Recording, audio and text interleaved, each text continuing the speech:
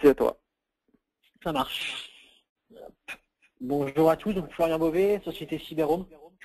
Donc je suis en charge de la partie technique puisque je suis avant-vente sur les solutions Cyberhome, mais également en charge de la partie plus commerciale en tant que channel manager. Donc une double casquette, donc je pourrai à la fin répondre à vos questions aussi bien techniques que commerciales si.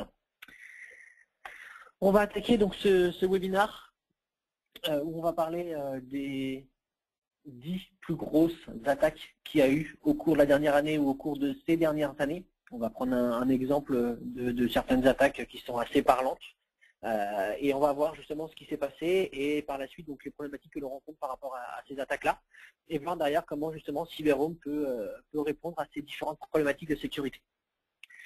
L'agenda, donc on va parler, comme je vous disais, des différentes attaques qu'il y a eu. On va voir ensuite ce qu'on appelle le framework en termes de sécurité, quelles sont les bonnes pratiques, quels sont les différents types de sécurité à mettre en place. On va voir également les différentes politiques que l'on peut avoir et enfin on fera un point sur Cyberhome, les différentes fonctionnalités et la gamme produit. Première attaque, RSA. Je ne sais pas si ça parle à tout le monde. RSA est un des leaders en termes d'authentification forte. Notamment, vous avez très certainement dû croiser déjà des petites clés, ce qu'on appelle des tokens.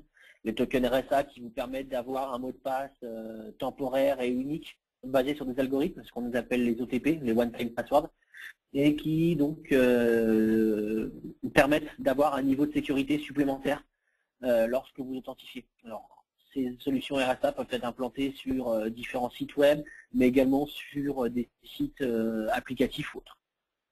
Par rapport à ça, qu'est-ce qui s'est passé? RSA a été attaqué. Quel était le vecteur d'attaque? Ni plus ni moins qu'une attaque via phishing, ce qu'on appelle du spear phishing. Donc ça c'est vraiment une attaque par email ciblée, okay, qui ont été envoyées par un certain nombre de hackers vers des employés de RSA. Alors comment ils savent que c'est des employés de RSA? Ni plus ni moins au travers de comptes. On regarde aujourd'hui les comptes LinkedIn, les comptes Facebook ou autres, on a quand même pas mal d'informations aussi bien sur la vie personnelle que vie privée, et par conséquent ça permet d'être le plus juste possible en termes d'attaque. Okay, donc là l'attaque envoyée par mail, dans un mail un fichier Excel, et dans ce fichier Excel un bout de code flash. Okay, donc comme je vous le disais, toute la reconnaissance pour attaquer, pour cibler ces attaques, on a fait une récolte d'informations au travers des sites sociaux, des réseaux sociaux, comme je vous disais LinkedIn. Donc on a réussi à avoir un certain nombre d'informations par rapport à ces utilisateurs-là, éventuellement leur adresse mail pro, et donc l'attaque a été menée comme ça, donc au travers d'un mail. Okay, donc du coup, une fois que l'attaque a été envoyée, donc certains utilisateurs, des employés de RSA ont cliqué malheureusement sur ce fichier ou ont ouvert ce fichier Excel, et derrière donc une connexion a été ouverte vers des sites à l'extérieur, et ça a permis l'envoi d'un certain nombre d'informations propres à RSA. Okay, donc, ni plus ni moins, envoi d'informations au travers de FTP, avec un certain nombre de fichiers contenant des mots de passe, contenant également tout ce qui va être donc les one-time passwords, les OTP, donc les mots de passe temporaires générés sur les clés, au travers d'Ago. Okay, donc, qui a été envoyé depuis un serveur RSA, donc chez RSA, vers des serveurs externes des attaquants. Impact que ça a eu, eh ben, donc tout ce qu'on appelle Security, donc la solution qui permet de gérer ces tokens-là, ces one-time passwords, ont été envoyés, et on se base sur environ 40 millions d'informations sur les employés qui ont été récupérées. Okay, donc apparemment, pour l'instant, RSA dit qu'aucun de ses clients n'a été impacté. Ça reste à voir. En tout cas, RSA s'est fait clairement attaquer.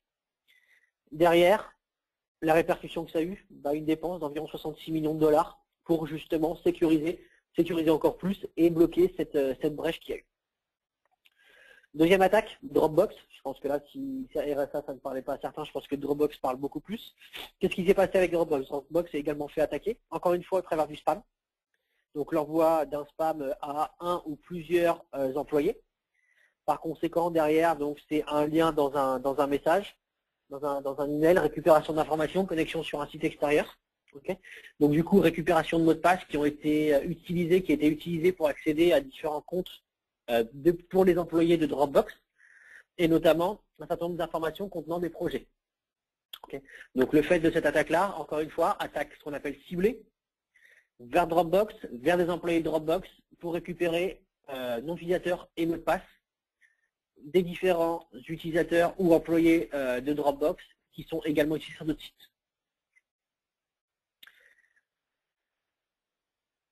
Du coup, derrière, on a des informations sur des utilisateurs, alors aussi bien utilisateurs Dropbox que employés de Dropbox. Et on sait qu'aujourd'hui, une base de clients, ça coûte cher, très cher. Donc derrière l'impact que ça a eu, en effet, les attaquants ont pu récupérer la base de clients ou une partie de la base client Dropbox et derrière la revendre. Donc du coup, la répercussion qu'il y a eu par rapport à ça, c'est que Dropbox a décidé de mettre en place, et sur certains cas, une authentification à 2 facteurs, donc comme je vous le disais, avec à la fois utilisateur et mot de passe, mais également possibilité de mettre en place une authentification avec des tokens temporaires. Okay. Troisième type d'attaque, société Card System, donc une société américaine qui fournissait tout ce qui va être transactions bancaires ou autres. Donc attaque, là en l'occurrence un peu plus sophistiquée, puisqu'on n'était plus uniquement dans le mail, on était sur tout ce qui était attaque de type SQL injection. Donc possibilité par exemple au travers d'un site web de saisir un code SQL pour attaquer une base de données et récupérer des informations sur cette base-là. Okay. Donc du coup l'attaque s'est faite donc au travers d'un code malicieux injecté, au travers d'un trojan. Donc trojan installé, déployé au travers d'un navigateur internet. Et du coup derrière, qu'est-ce qui s'est passé avec le trojan? Le trojan a fait une extraction de la base, a attaqué la base, a fait une récupération d'informations dans la base et a envoyé le contenu récupéré via FTP. L'impact considérable, 40 millions de cartes de crédit qui ont été volées. Okay.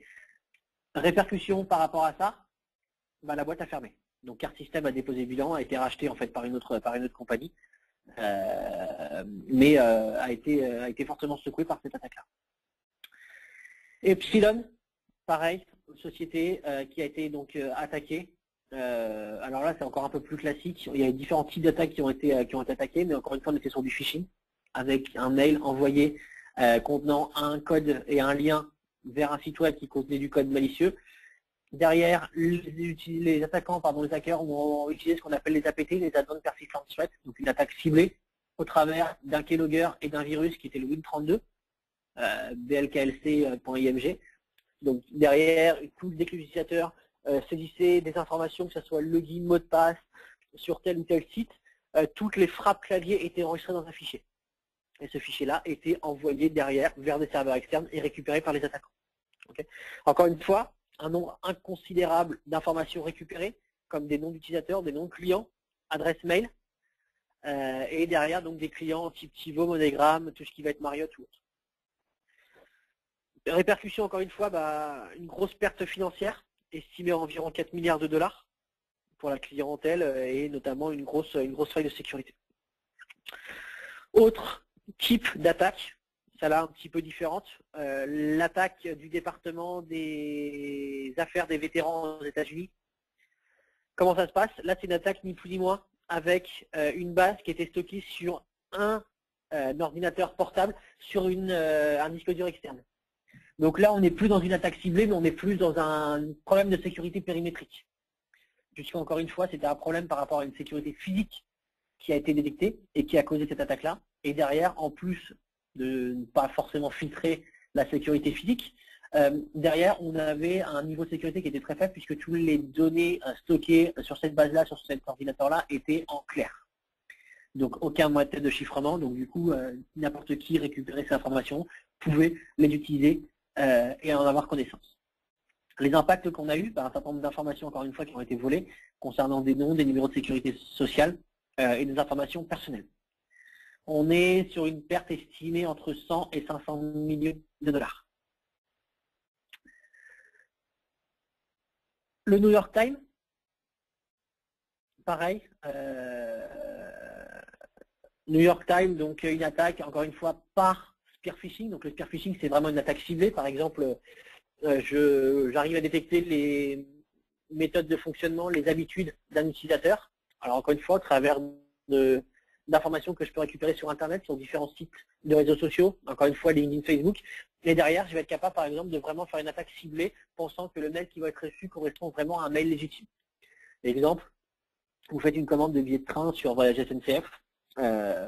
Vous faites une commande de train et puis peut-être qu'un jour ou 2 jours après, vous allez recevoir un mail logotisé voyage SNCF, vous avez pensé que ça correspond au voyage que vous avez réservé, vous allez cliquer dessus, c'est une attaque. Voilà. Comment on récupère ça? Par exemple, les gens sur Facebook qui taguent à la gare de Lyon, telle ou telle gare, donc qui voyagent assez souvent, qui appartiennent à telle ou telle entreprise. Du coup, je récupère des informations, je corrèle cette information-là et je suis capable de faire une attaque ciblée.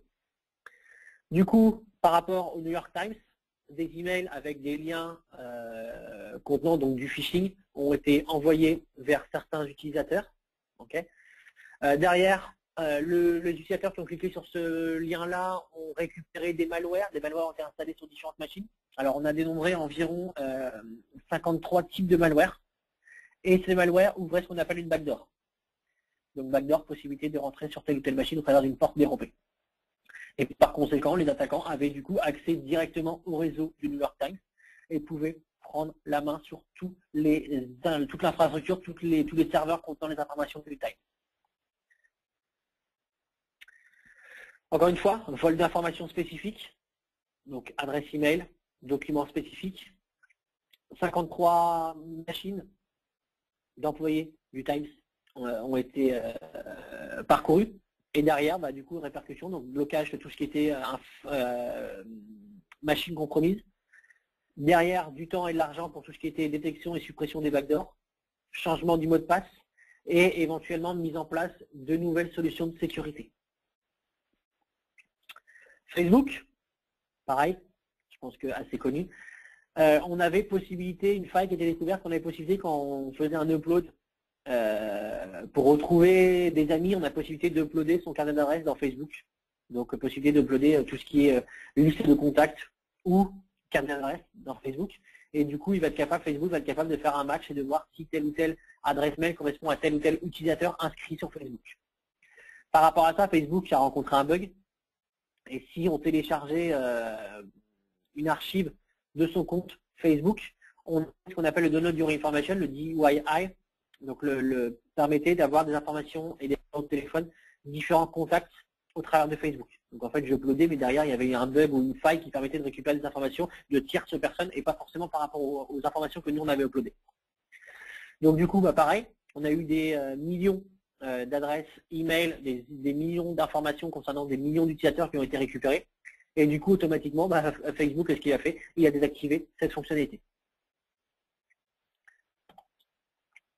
Washington Courts, autre type d'attaque, encore une fois, au travers d'une backdoor sur un applicatif, donc un applicatif classique, une application utilisée par le Washington Courts, qui n'était pas forcément à jour, qui n'était pas forcément maintenue, donc du coup une faille dans le code applicatif qui a été utilisé, et derrière, possibilité du coup d'accéder au réseau au travers du backdoor sur cette application-là.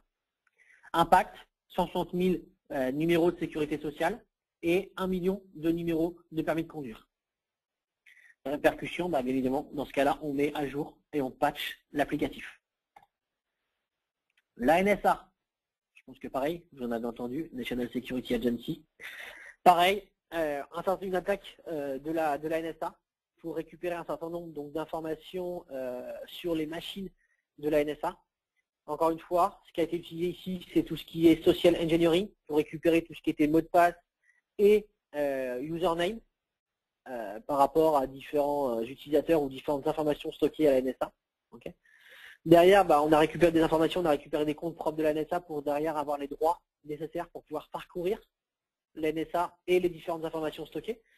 Donc encore une fois, récupération des informations au travers d'une connexion SSH, attaque au travers d'une connexion SSH. Et comble pour la NSA, c'était un niveau de sécurité qui était relativement faible et des moyens d'attaque qui étaient relativement élevés. Impact, donc du coup, tout ce qui est release d'informations concernant la NSA. On a pu, les attaquants ont pu avoir accès à un certain nombre d'informations dites top secrètes. Il faut quand même savoir que la NSA collecte un certain nombre d'informations et un volume d'informations qui est assez conséquent tous les jours. Et répercussions, mis en place évidemment de nouvelles mesures de sécurité pour tout ce qui était les accès ou autres. Twitter, on a parlé de Facebook, deuxième réseau social un peu à la mode et fortement utilisé, la partie Twitter. Possibilité, au travers de Twitter, d'avoir une attaque basée sur de l'XML, un exploit, l'utilisation d'un exploit, d'une faille de sécurité sur les différentes applications de Twitter, et notamment par rapport à tout ce qui va être ID basé sur l'email pour les comptes Twitter. Okay. Donc du coup, derrière, exploitation de cette faille-là et possibilité de récupérer un certain nombre d'informations concernant des adresses mail, des mots de passe chiffrés d'environ 250 000 utilisateurs.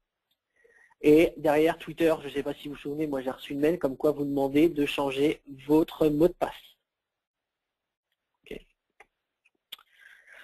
Donc ça, c'était les attaques qu'il y en a eu. On voit quand même clairement que les attaques qu'il y a et qu'il y a eu, encore une fois, hein, j'en ai déjà parlé, mais il y a d'autres attaques dont on peut parler. Sony, qui s'est fait attaquer, avec un vol, notamment la partie PSN, pour tout ce qui était compte PlayStation pour les utilisateurs possédant une PlayStation, et qui avait un compte pour tout ce qui était mise à jour, téléchargement de jeux. Attaque donc du PSN de Sony pour récupération d'informations. Et derrière, le but, encore une fois, de récupérer ces informations-là, c'est de pouvoir les revendre. Il faut savoir qu'une base client, une base utilisateur peut se vendre très très cher. Autre exemple dont je n'ai pas forcément parlé en France, Orange. Orange, il y a quelques mois, il y a environ 6 mois, 1 an, s'est fait attaquer. Soi-disant, il n'y a pas eu de vol d'informations. Mais moi, j'ai pu constater que, ayant eu un compte chez Orange, j'ai été fortement sollicité par des concurrents directs d'Orange qui savaient exactement le type d'abonnement que j'avais ou autre. Donc c'est quand même relativement suspicieux, et je pense que derrière, chez Orange, en effet, il y a bien eu du vol d'informations. Alors après, je ne dis pas toute la base, hein, mais du vol d'informations d'utilisateurs qui ont été revendus et par conséquent rachetés, je pense, aux concurrents directs d'Orange. Derrière, tout ce qui est framework security, comment on peut pallier. Alors attention, je ne dis pas qu'on va être capable de bloquer toutes les attaques.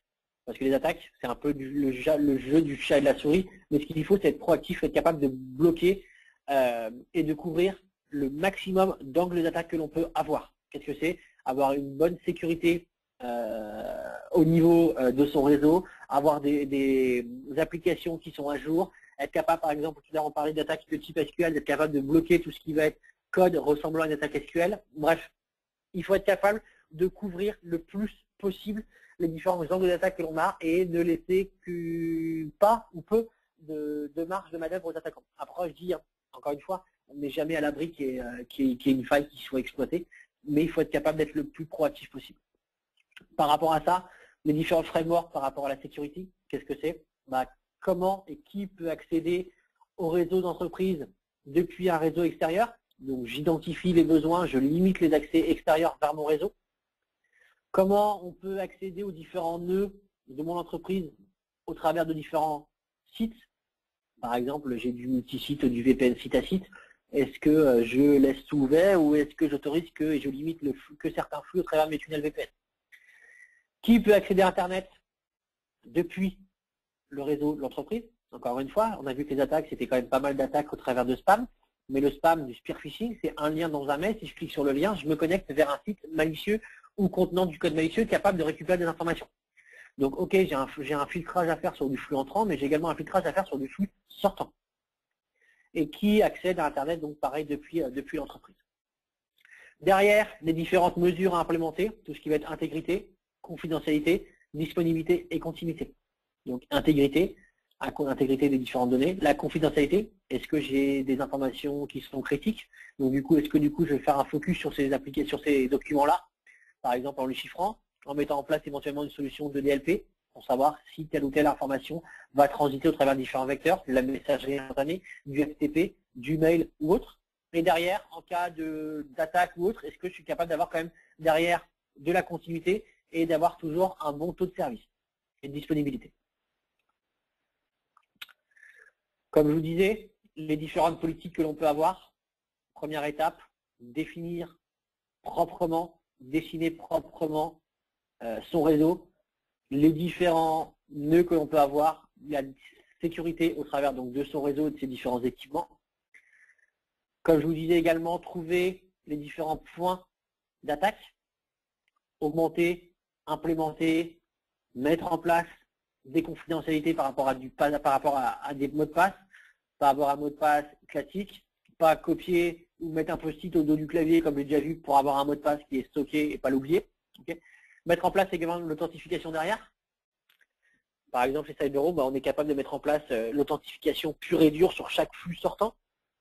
Alors de façon transparente ou non, mais derrière, ça permet d'avoir éventuellement des informations par rapport à tel ou tel utilisateur qui aurait accédé à tel ou tel site.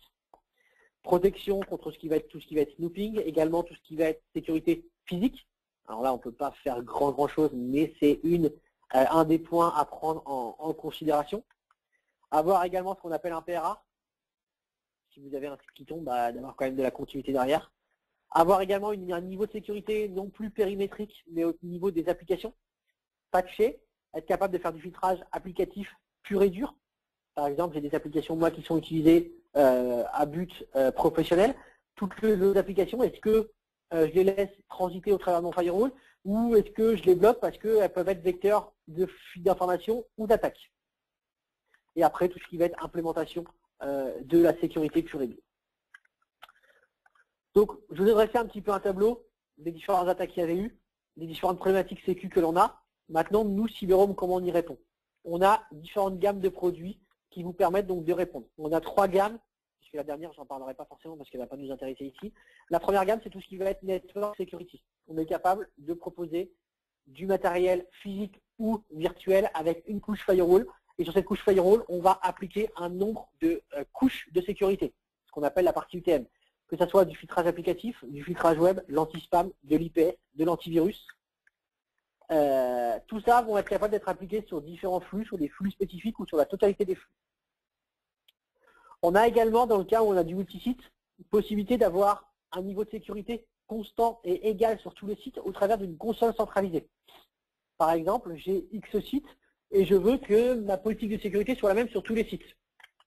Plutôt que de passer individuellement sur chaque site et de configurer chaque site, j'ai possibilité, au travers d'une console centralisée, de pousser la même configuration en termes de politique de sécurité sur tous mes sites, quels qu'ils soient. Et enfin, une fois que j'ai mis en place cette sécurité-là, que j'ai un niveau de sécurité qui est assez fort, qui est en adéquation avec mon activité, mon business, derrière, j'ai possibilité d'avoir tout ce qui va être monitoring réseau et analyse. C'est-à-dire que j'ai capable d'utiliser des boîtiers pour tout ce qui va être corrélation et centralisation de logs et du coup génération de rapports. Ça, c'est au travers de la gamme iView. Enfin, derrière, dernier boîtier, mais je ne vais pas en parler long, je ne vais pas m'attarder dessus, tout ce qui va être sécurisation des connexions utilisateurs personnels domestiques. Je vous parlais de sécurité, les 4 grosses familles de sécurité que l'on a chez Cyberhome, la partie IPS. IPS, plus de 4500 signatures, basées sur la couche 8. Alors nous, on parle de couche 8 chez Cyberhome. Pourquoi? Parce qu'on est capable de définir des politiques de sécurité et d'appliquer des filtrages de sécurité en fonction d'un utilisateur ou d'un groupe d'utilisateurs ou d'une population. Donc basé sur la couche 8. Possibilité donc d'avoir plusieurs règles IPS. C'est pas parce que je mets en place l'IPS que derrière j'ai pas de granularité en termes de configuration. Je peux mettre très bien une règle IPS pour un flux sortant spécifique et mettre une règle IPS différente pour un flux entrant spécifique. Okay.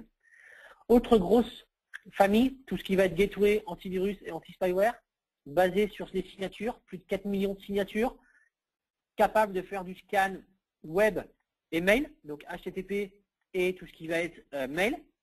Possibilité de mettre en place également une quarantaine pour l'utilisateur. Par exemple, j'ai un virus qui a été mis en quarantaine ou j'ai un fichier qui a été mis en quarantaine.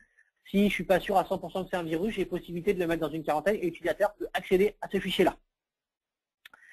Scan, donc du coup des protocoles HTTP, FTP, SMTP, SMTP, POP3, HTTPS, IMAP et tout ce qui est messagerie instantanée. Autre famille, la partie anti-spam, entrant et sortant, avec 3 niveaux de scan.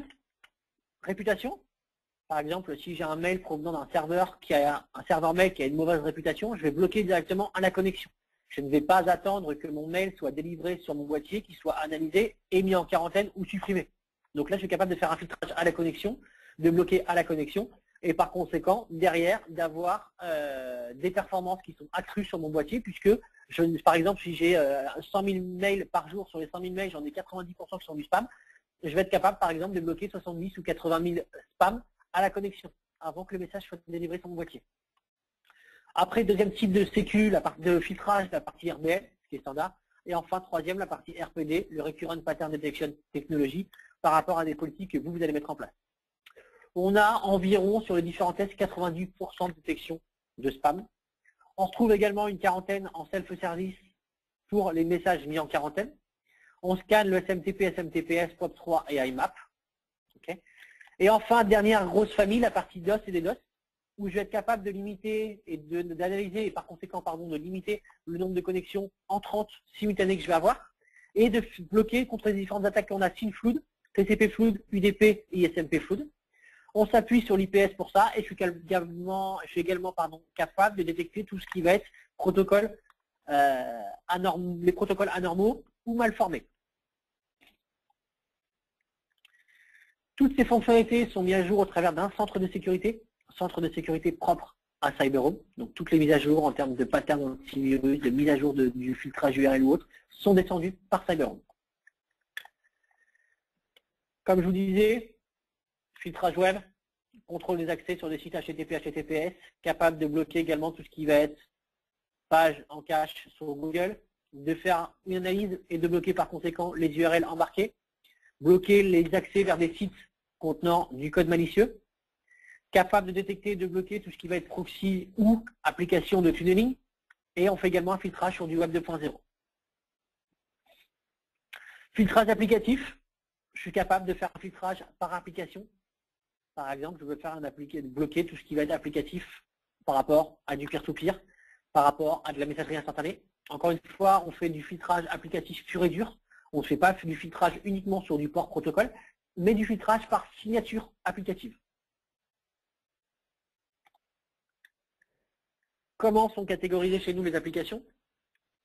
Donc, soit par type, soit par niveau de risque, soit par technologie. Et du coup, derrière, je vais être capable, dans un premier temps, d'identifier les différents trafics de mes applications. Du coup, derrière, j'ai de la visibilité. Cette visibilité-là va me permettre d'avoir et d'appliquer un certain contrôle. Alors, soit un contrôle applicatif par politique de sécurité, soit par utilisateur, soit par temps. Par exemple, je veux bloquer les applications Facebook entre 8h et midi, mais également entre 14h et 18h. Donc ça, je peux le faire. Et je peux également coupler cette politique de filtrage applicatif avec des politiques de gestion de bande passante. Par exemple, j'ai des applications critiques qui sont identifiées de type Oracle, VoIP, SAP, Salesforce ou autres, et des applications moins critiques, voire indésirables, et dire que pour des applications critiques orientées business, je vais allouer le maximum de bande passante ou je vais garantir un minimum de bande passante pour ces applications-là. Et à contrario, pour des applications non critiques, genre YouTube ou autre, je vais leur soit donner une bande passante maximale à utiliser, soit je laisserai la bande passante restante pour ces applications-là, mais aucune garantie. La partie DLP, j'ai possibilité de faire du filtrage DLP, enfin c'est-à-dire capable d'identifier et de bloquer certains fichiers qui transiteraient par différents vecteurs HTTP, webmail, FTP, peer-to-peer ou toute autre application de file sharing. Capable également de faire de l'analyse sur du protocole chiffré, HTTPS over SSL. Et, comme je vous disais, messagerie scan de la messagerie instantanée. Qui a le droit de communiquer avec qui? Qu'est-ce que j'autorise dans la messagerie instantanée? Est-ce que j'autorise que le chat ou le vidéo ou la voix ou le transfert de fichiers? Et également possibilité d'archiver mes communications. Toutes ces briques-là me permettent d'avoir derrière du contenu pour du log et du rapport. Log et rapport basés sur un utilisateur, sur une population, sur un groupe d'utilisateurs. Et derrière, bien évidemment, tous ces rapports peuvent donner des informations par rapport à des différentes compliance. Compliance, PCI DSS, HIPAA, CIPA ou autres. SOX. Possibilité également de voir en temps réel le trafic. Je constate un ralentissement sur mon réseau. Je peux voir rapidement au travers du menu Traffic Discovery et voir si c'est faire un filtrage par application, par un utilisateur ou par adresse IP source pour voir telle ou telle connexion que j'aurai. Comme je vous disais, rapport, plus de 1200 rapports qui sont détaillés, basés sur les applications, sur l'usage Internet, sur l'usage mail, la partie VPN, la partie virus, spam, les attaques, les applications les plus bloquées. Bref, tout ça, ce sont des rapports qui sont prédéfinis. Vous avez juste à cliquer sur le nom du rapport pour le générer. Vous n'avez aucun paramétrage à faire pour avoir ce type de rapport. Voilà. En espérant avoir couvert et répondu à vos attentes. Merci Florian pour la présentation. Est-ce que vous avez des questions? Alors, on va regarder ça tout de suite. Donc, pour poser des questions, c'est très simple. Il faut que vous alliez dans le menu questions, où vous rédigez la question que vous souhaitez poser à Florian, et puis moi je lui lirai. Je vous débloquerai le micro éventuellement pour qu'il puisse vous répondre en direct. Je profite un petit peu du temps que l'on a pour rappeler quelque chose d'important à propos de CyberHome. Alors déjà, il y a une offre qui est en cours chez ACTN jusqu'au 31 mars. C'est le fait d'avoir 3 ans de licence au prix de 2 ans. Donc c'est une offre qui court jusqu'à la fin du trimestre. Donc n'hésitez pas à vous rapprocher du service commercial d'ACTN pour avoir le détail et avoir toutes les informations sur les références. Ensuite, un événement auquel participe CyberHome, donc c'est le Tour de France Data Sécurité 2015 d'ACTN. Donc on commence à Bordeaux le 3 mars. On va faire 7 villes durant le mois de mars et vous aurez l'occasion de venir rencontrer Florian et de pouvoir échanger avec lui sur les thématiques de sécurité, de venir en savoir un petit peu plus sur CyberHome. Donc je vous invite à aller sur le site d'ACTN et à vous inscrire si vous n'êtes pas encore inscrit pour venir nous rencontrer sur cette tournée. Prochain webinaire avec CyberHome, ce sera le 13 mars. Donc Florian nous représentera encore d'autres sujets autour de la sécurité. On parlera donc de CyberHome le vendredi 13 mars. Donc toujours pareil, tous les événements sont disponibles avec le lien sur le site ACTN dans la rubrique Agenda. Dans tous les cas, les questions qu'on n'aurait pas le temps de traiter seraient envoyées à Florian. Donc vous pouvez envoyer vos questions à webinar au singulier @actn.eu et on enverra les questions à Florian pour qu'il puisse vous répondre. Donc pour l'instant, je pense que tu as dû être très clair parce que je ne vois pas de questions qui apparaissent. Écoute, Florence, tu as 2 minutes pour nous parler un peu de l'actualité de CyberHome dans les prochaines semaines. Donc j'ai parlé du roadshow, si tu as quelque chose d'autre à rajouter. Non, CyberHome, qu'est-ce qu'on peut dire, a sorti une nouvelle version, un nouveau firmware qui augmente considérablement les performances. Si on fait un test par rapport aux autres solutions sur boîtier équivalent, on est bien devant. Alors, je ne vais pas commencer à rentrer dans les détails et citer les différents concurrents, mais ça, c'est une des nouveautés qui arrive chez CyberHome et qui est arrivée chez CyberHome d'ailleurs. On a également prochainement la sortie d'une fonctionnalité qui, à mon sens, importante. C'est le support des applications, enfin des access points Sophos par CyberHome. Comme vous savez, Sophos a racheté CyberHome l'année dernière. Donc on commence un peu l'intégration Sophos dans les boîtiers CyberHome. Ok, très bien, merci Florian. Je vois pas de questions, donc j'imagine que c'est clair pour tout le monde. Dans tous les cas, j'enverrai le fichier récapitulatif de ce webinaire, la présentation et la vidéo par email tout de suite après la session. Je précise une petite nouveauté concernant ACTN. ACTN met en place à partir du début de 2015, a mis en place des prestations techniques. Donc il s'agit de prestations de services qui sont proposés par notre équipe technique pour vous faire de la configuration des études, notamment en matière de sécurité et de réseau. Donc n'hésitez pas à nous contacter pour avoir un devis, pour avoir des informations sur ces services. Notre équipe technique donc fait de la prestation depuis début 2015 avec toute une gamme de références sur différents sujets et notamment en sécurité. Donc je vous remercie de votre attention. Je vous donne, en ce qui me concerne, donc rendez-vous le 27 février pour un webinaire qui sera consacré à la vidéosurveillance haute définition avec la présentation des nouveautés de la marque Avigilon et pour Cyberhome. Donc le 3 mars, première étape du Tour de France à Bordeaux avec Florian et le webinaire donc le 13 mars, vendredi 13 mars pour une présentation à distance. Merci Florian de ta présence. Merci beaucoup. Et bon vendredi à tous. Mardi. Mardi, pardon, excusez-moi. Bon mardi, bonne fin de journée. Merci, au revoir.